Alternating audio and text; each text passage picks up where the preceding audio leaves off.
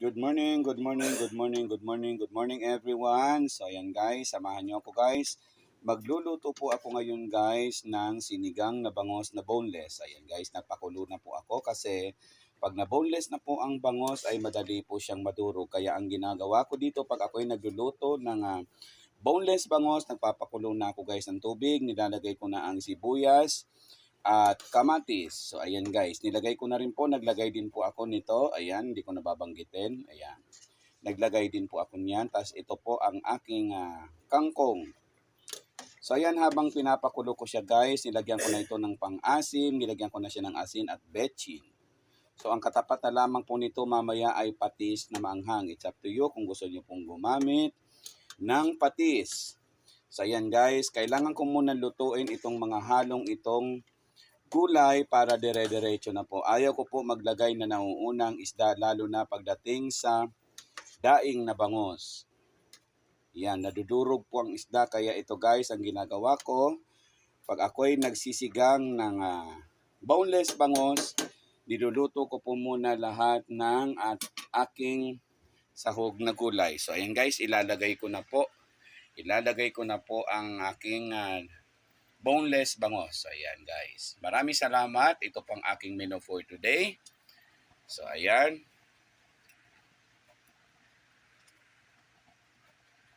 Yan. Bumili ako ng 2 pirasong malaking bangos na daing. So, ayan. So, isang kulo lamang po niyan guys. Enough na po yan para hindi po madurog ang isda. Yan. Hindi na natin kailangan pang takpan ito guys. Tatakpan ko po ito guys pag ang isda ay naluto na po sa normal. Yan. Sarap ito guys. Try nyo.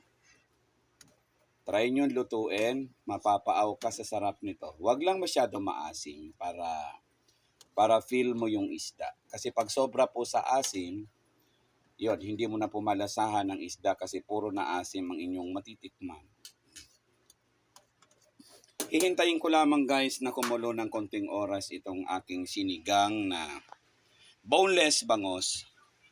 Tapos papatayin ko na po ang apoy para mas masarap.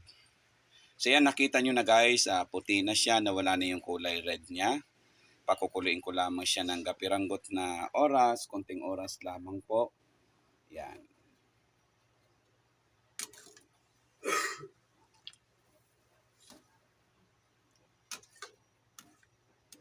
So yan guys, kumukulo-kulo na siya. Kumukulo-kulo na siya. Yan.